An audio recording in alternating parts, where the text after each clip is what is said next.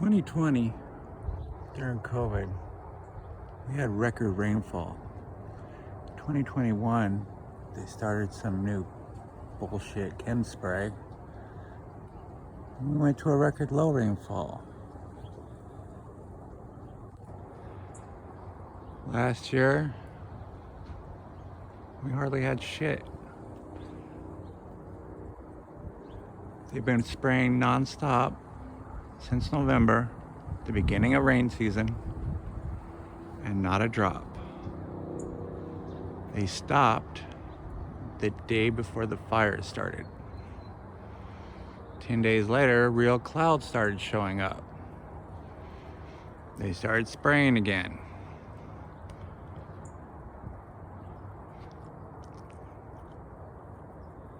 In case you don't know, real clouds do not come out of planes.